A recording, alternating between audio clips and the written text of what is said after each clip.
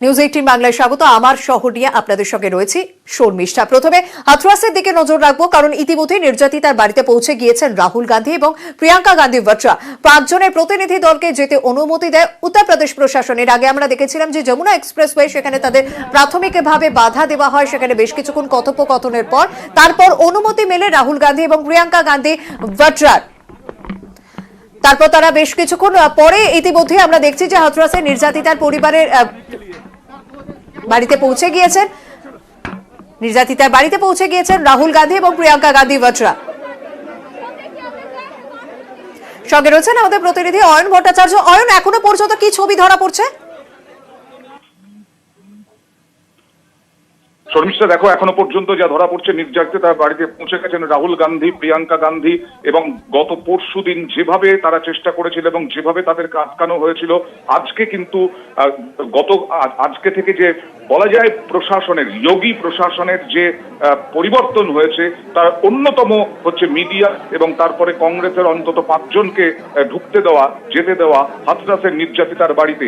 এবং সেখানে রাহুল গান্ধী এখন কথা বলছেন নির্যাতিতার পরিবারের সঙ্গে। প্রচুর মানুষ জড়ো হয়েছেন কংগ্রেসের নেতৃত্ব যেহেতু গেছে, এবং মিডিয়ারও ভিড় রয়েছে সেখানে। অবশ্যই যেভাবে প্রিয়াঙ্কা গান্ধী এবং রাহুল গান্ধীকে আটকানো হয়েছিল, সেইখান থেকে আজকে অন্তত এইটা বিরোধীদের কাছে স্বস্তি যে বিরোধীরা যেতে পারলো, তৃণমূল যেতে পারেনি, কংগ্রেস অন্তত যেতে পারলো আজকে। ধন্যবাদ।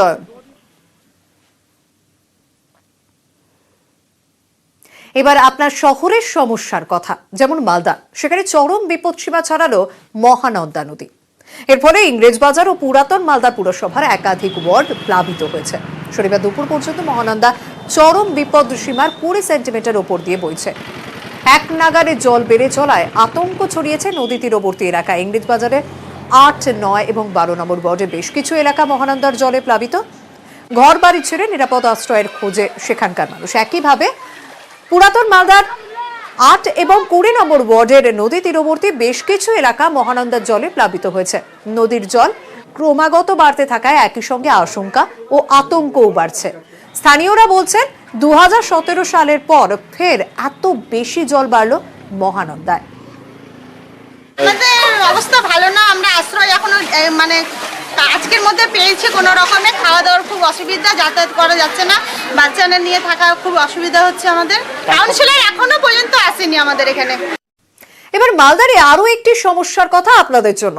টাকা তুলতে গিয়ে সেখানকার মানুষকে হয়রানির একশেষ হতে হচ্ছে, কারণ এটিএম সংকটে তারা এই মুহূর্তে ভুগছে। শুক্রবার গান্ধী জয়ন্তীর যেহেতু ছুটি ছিল, তাই এটিএমে নাকি টাকাই ভরা হয়নি সাফাই ব্যাংক কর্তৃপক্ষের। অক্টোবর মাস পরপর 2 দিন এটিএমে টাকা নেই। মালদা শহরের অধিকাংশ এটিএম খালি। একে মাসের প্রথম, তার উপর পুজোর মাস, আর মালদহে একাধিক এটিএমে এখন কিন্তু নো ক্যাশের নোটিশ। একের পর এক এটিএমে ঘুরছেন গ্রাহকরা। কার্যত শহরে চরকি কাজ পেতে হচ্ছে, কিন্তু মিলছে না টাকা। এটিএমের সামনে লম্বা লাইন, কিন্তু কোথাও লেখা নো ক্যাশ, কোথাও লিংক ফেলিওর, কোথাও আবার এটিএমের ঝাঁপ ফেলা। মাসের প্রথম কোনো এটিএমে টাকা পাচ্ছি না, এটিএমে বসছিলাম, ওখানেও নেই, এখানে এলাম, এখানেও নেই। মাসের প্রথমে কাজের মেয়েকে টাকা দিতে হবে, মাসের বাজার করতে হবে, সবটাই সমস্যা। এটিএম ঘুরে ঘুরে খালি হাতেই বাড়ি ফেরা, কোথাও আবার অপেক্ষা কখন খুলবে এটিএমের ঝাঁপ। এটিএমে টাকা নেই, ভিড় বাড়ছে ব্যাংকে। গেটটাই বন্ধ কদিন ধরে। আজকেও গেছিলাম ওখানে, 4টা ব্যাংক এটিএমে 5টা এটিএম ঘুরে হচ্ছে। মাসের শুরু বুঝতেই পারছেন, মাসটা চলতে গেলে তো প্রথমে আমাদের মাসের প্রথমেই সব কিছু বাজার সব কিছু কেনা বেচা। এটিএম নিয়ে সমস্যা লেগেই আছে। কোথাও নিরাপত্তা রক্ষী নেই, কোথাও 100-200 টাকার নোট নেই, কোথাও মেশিন খালি। গতকাল নদী ছিল, যেটা ভরা হয়েছিল ওই অবধি চলেছে 12টা অবধি। হ্যাঁ, লোকজন ঘুরছে, সব প্রতিটা এটিএমে টাকা নেই। ব্যাংক সূত্রে খবর, মালদা জেলায় বিভিন্ন ব্যাংক মিলিয়ে 246টি এটিএম রয়েছে। এর মধ্যে 98টি রয়েছে ইংরেজবাজার ও পুরাতন মালদয়ে। এসবিআই ছাড়া অন্য কোনো ব্যাংকেই ছুটির দিনে এটিএমে টাকা ভরার ব্যবস্থা নেই। পুজোর ছুটিতে এটিএম দুর্ভোগ কিভাবে এড়ানো যায় তা নিয়ে বিভিন্ন ব্যাংক কথা বলেছে। গতকাল শুক্রবার ছিল, গান্ধী জয়ন্তীর ছুটি ছিল, যার জন্য এটিএম থেকে টাকা ভরা হয়নি। কেবল এসবিআই ছুটির দিনগুলোতে টাকা ভরে। আশা করি সামনে আজ থেকে এটিএম স্বাভাবিক হয়ে যাওয়া সম্ভব। মালদায় যন্ত্রই এখন যন্ত্রণার কারণ।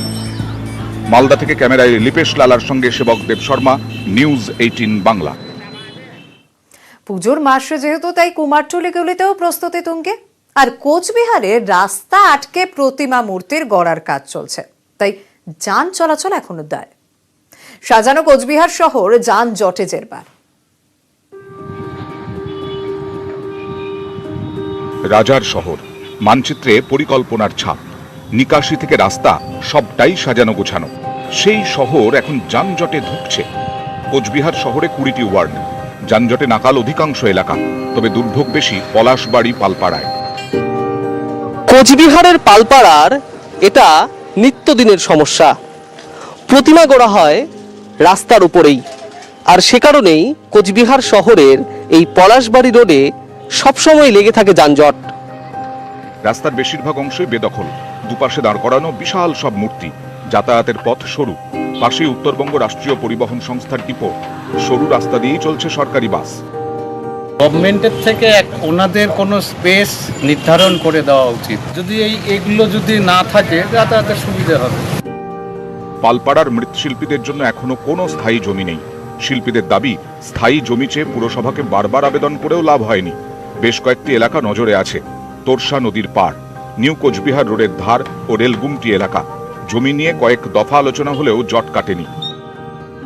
জায়গার একটা বড় সমস্যা, কেন এই দুধারে ঠাকুর রেখে এই আমাদের কাজ করতে খুবই অসুবিধা হয়। এই রাস্তাটা প্রচণ্ড গ্যাঞ্জাম। আমাদের একটু জায়গার সমস্যাটা সমাধান করে দিলে আমরা এই রাস্তার দুধারে আমরা এতটা ভিড় করতাম না। যানজট নিয়ে চিন্তায় পুরসভাও। জেলা প্রশাসনের সঙ্গে আলোচনা করে দ্রুত জমির সমস্যা মেটানোর আশ্বাস পুরো চেয়ারম্যানের। ডিএলআর অধীনে অনেক খাস জায়গা, অনেক ভালো জায়গা ছিল, পালপাড়াকে অফার দেওয়া হচ্ছিল, কিন্তু তারা ওই জায়গা ছেড়ে ওরা অন্য যেতে চাচ্ছে না। যদি কোনো জায়গায় আমাদের মন্ত্রীরা আছেন, সভাপতি আছেন, সবাই মিলে যদি আমরা উদ্যোগ নেই, তারা পালপাড়ার একটা সুরাহা হতে পারে। আশ্বাসে ভরসা নেই পালপাড়ার, দ্রুত সমাধান চায়। কোচবিহার থেকে প্রবীর কুণ্ডু, নিউজ 18 বাংলা। এবার সমস্যা পাহাড়ের। পাকদণ্ডি বেয়ে গাড়ির লাইন, যানজটে সেই পাহাড় থমকে রয়েছে। শহরের বুকে গাড়ির দাপট, যত্রতত্র বেআইনি পার্কিং, যার ফলে কালিম্পং গতি হারাচ্ছে।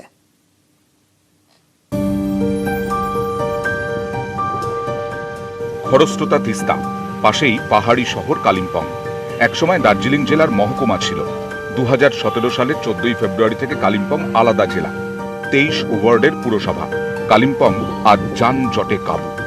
ব্যস্ত শহর, অসংখ্য বাইক, গাড়ি। শহরের একমাত্র মোটর স্ট্যান্ড ইংরেজ আমলের। বাইক স্কুটির জন্য ডম্বরচকের কাছে টল বাহাদুর গিরি রোডে তৈরি হয়েছে পার্কিং জোন। মাত্র 150 বাইক রাখার ব্যবস্থা, বাকিদের জন্য রাস্তাই ভরসা। सबके लिए जगह होना चाहिए। स्कूटी, स्कूटर वगैरह बाइक है तो दिन प्रतिदिन बढ़ रहा है ना, तो इसलिए जो टैक्सी है इधर खड़ा करते, इधर हम लोग को जगह नहीं मिलता है। ডম্বরচকের আশপাশেই মেন মার্কেট। দিন রাত বাইকের ভিড়, রাস্তা জুড়ে বেআইনি পার্কিং। মাঝে মধ্যে তৎপর হয় ট্রাফিক পুলিশ, কিন্তু ওই পর্যন্তই। पार्किंग नहीं मिलता है बाजार में, बार बार जो रहता है उसको पकड़ लेता है। हम लोग को भी तकलीफ लगता है इसमें। अब यहाँ पर पार्किंग का जगह भी तो नहीं है, कहीं दूर से आते हैं ना, तो यहाँ पे पार्किंग के लिए असुविधा होता है। कंजेस्टेड एरिया है ना, सब बाइक टू व्हीलर्स ही, जगह भी नहीं मिलता है। একাধিক পার্কিং জোন আছে কালিম্পংয়ে। পুরসভার দাবি, মেলা মাঠের কাছে দ্বিতল পার্কিং তৈরির পরিকল্পনা রয়েছে। टू व्हीलर के लिए स्पेशली कोई भी पार्किंग स्पेस नहीं होने के कारण बहुत से जगह में ये रास्ते में जाम करके रखा हुआ है। तो इसको, ये सब चीज़ को देखते हुए एक तो डीपीआर रेडी किया है, जैसे कि 7.5 करोड़ का एक तो डीपीआर रेडी किया हुआ है। गवर्नमेंट की तरफ से अगर स्वीकृति मिलता है और अप्रूवल मिलते हैं तो कालिम्पोंग के लिए एक बड़ा सा समस्या का समाधान होने का चांसेस है। নিয়মে ফিরতে চায় কালিম্পং, পাহাড়ি পথ গতি ফিরে চায়। কালিম্পং থেকে মনি লামা, নিউজ 18 বাংলা। বারাচত শহরের নিরাপত্তার জন্য 1 বছর আগে 121টি সিসি ক্যামেরা বসানো হয়েছিল। বছর ঘুরতে না ঘুরতেই 4টি বাদে সব ক্যামেরা অকেজো। অসংরক্ষিত শহর নিরাপত্তাহীনতায় ভুগছে। বারাসাত, উত্তর 24 পরগনার জেলা সদর। একাধিক গুরুত্বপূর্ণ সরকারি দপ্তর, দিনভর ব্যস্ত শহর। জেলার বিভিন্ন প্রান্তের মানুষের যাতায়াত। শহরের জনসংখ্যা প্রায় 3 লক্ষ। শহরবাসীর নিরাপত্তার কথা মাথায় রেখে 1 বছর আগেই শহরকে 121টি সিসি ক্যামেরায় মুড়ে ফেলে বারাসাত পুরসভা। বছর ঘুরতে না ঘুরতেই 4টি বাদে সব সিসি ক্যামেরা খারাপ। দিনরাতের বিভিন্ন অপরাধের হিসেব রাখত লুকোনো ক্যামেরাবন্দি প্রমাণে ধরা পড়ত বহু অপরাধী। নিশ্চিন্ত ছিল শহর। এখন ফের সেই অনিশ্চয়তার রোজ নামচা।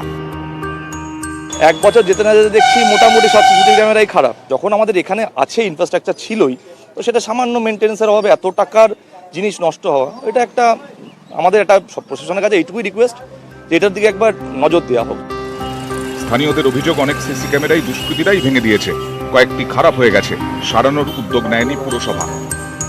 প্যান্ডেমিক সিচুয়েশনে যেটা আমরা দেখতে পাচ্ছি, লোকজনের কাছে আপনার কাজের ঘাটতি, সেই কারণে টাকার কমতির কারণে এখন চুরি ছিনতাই যেগুলো বেড়ে যাচ্ছে। সিসিটিভিগুলো যদি কার্যকর হতো সেই ক্ষেত্রে প্রুফ পাওয়া যেত কিছু। সামনে পুজো আসছে, বাড়ির মহিলারা বেরোবে, ফর আ সেফটি পারপাস যদি ওগুলো কাজ করে তাহলে মহিলাদের অনেকটাই নিরাপত্তা পাবে, তারা বেরোতে, বাড়ির বাইরে বেরোতে সাহস পাবে। যত শীঘ্র সম্ভব সিসি ক্যামেরা মেরামতির আশ্বাস দিয়েছেন পুর প্রশাসক। আমপানে তার সব ছিঁড়ে গেছে। এত কেবল আমাদের তো কিনতে গেলে প্রচুর পয়সা দরকার। গভর্নমেন্টের লেভেল থেকে যদি হেল্প করা যায় তাহলে ভালো হয়। আমরা বলেছি টাকাটা পাবো, পেলে আবার নতুন করে আবার লাগাবো। সামনেই পুজো, উৎসবের মরশুমে অপরাধ বাড়ার আশঙ্কা। তার আগেই ফের নিরাপত্তা বেষ্টনীতে নিশ্চিন্ত হতে চায় বারাসাত। বারাসাত থেকে জিয়াউল আলম, নিউজ 18 বাংলা। एक साथ खाना बना के तो देखिए, एक बार खुशी के आंसू रोके तो देखिए। SRMB TMT, घर से हो जीत की शुरुआत।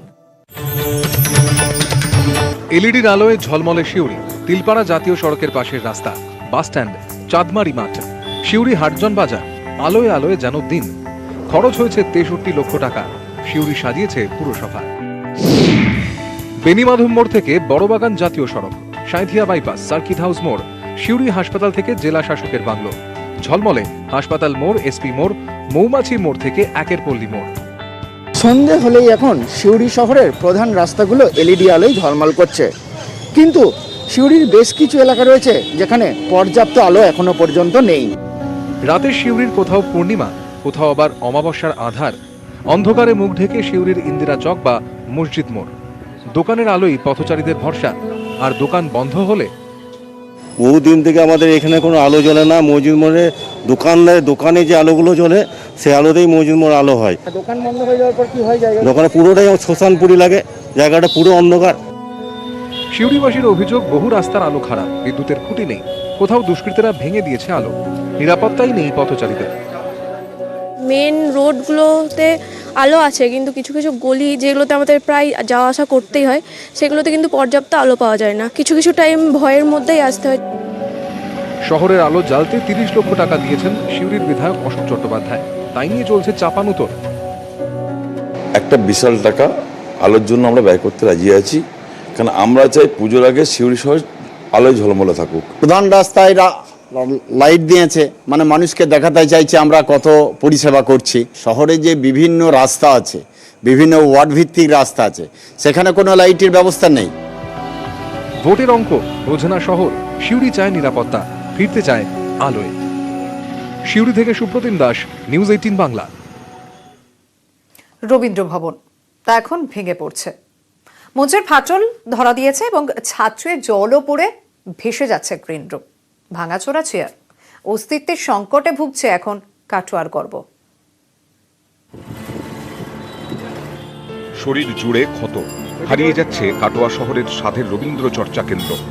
একটু বৃষ্টিতেই জল থই থই, ছাদ চুঁইয়ে জল পড়ে ভাসিয়ে দেয় মঞ্চ। স্থায়ী গ্রিন রুম নেই, চেয়ার ভাঙা, নামমাত্র সরকারি অনুদান। হল ভাড়া দিয়ে টিম টিম করে অস্তিত্ব টিকিয়ে রেখেছে কাটোয়ার রবীন্দ্র ভবন। রবীন্দ্র ভবনের মঞ্চের অবস্থা খুব খারাপ। এখানে শিল্পীরা নাচ গান করতে আসে, আপনার পা ভেঙে যায়। আর পাশে একটা গ্রিন রুম আছে, গ্রিন রুম থেকে ছাদ থেকে জল টপ টপ করে পড়ে। পথ চলা শুরু 1962 সালে। সে সময়ের মুখ্যমন্ত্রী প্রফুল্লচন্দ্র সেনের হাত ধরে কাছারি রোডে 8 কাঠা জায়গার উপর তৈরি হয়। শিলান্যাস অনুষ্ঠানে ছিলেন কথা সাহিত্যিক তারাশঙ্কর বন্দ্যোপাধ্যায়, শিবরাম চক্রবর্তীর মতো চরিত্র। আধুনিক পরিকাঠামোগত অনেক দুর্বলতা আমাদের রবীন্দ্র ভবনে আছে, কিন্তু তাকে উন্নত করার মতো আর্থিক সঙ্গতি নেই। আমরা রাজ্য সরকারের তথ্য সংস্কৃতি বিভাগের প্রতি দৃষ্টি আকর্ষণ করেছি। গত 20 বছর ধরে বেহাল রবীন্দ্র ভবন। দু একবার রঙের প্রলেপ পড়লেও শরীরের ক্ষত সারেনি। প্রতি বছর সামান্য কিছু আর্থিক সাহায্য করে তথ্য সংস্কৃতি দপ্তর, তা দিয়ে সংস্কার অসম্ভব। এখানে যখনই আমরা অনুষ্ঠান করতেছি ভীষণ অব্যবস্থা, মঞ্চ প্লাস হল টোটালটাই খারাপ। এই যদি সংস্কার না করা হয় তাহলে কাটোয়া মানুষের পক্ষে এখানে সাংস্কৃতিক চর্চা করা ব্যয় করাটা সত্যিই নষ্ট হয়ে যাবে। পুর প্রশাসকের দাবি রবীন্দ্র ভবন আধুনিকীকরণের উদ্যোগ নেওয়া হচ্ছে। ৭৯ লক্ষ টাকার একটা প্রজেক্ট, মাননীয় মন্ত্রীকে অনুরোধ করেছি যাতে এই টাকাটা স্যাংশন হয় এবং রবীন্দ্র ভবনের যে বিল্ডিং সেটা রক্ষা পায় এবং ব্যবহারের উপযোগী হয়। শহরের গর্ব পুনরুদ্ধারে এখন সরকারি সাহায্যের অপেক্ষা। দিন গুনছে কাটোয়া। কাটোয়া থেকে রণদীপ মুখোপাধ্যায়, নিউজ 18 বাংলা। আমার শহর এখনকার মতন এই পর্যন্ত। এরপরে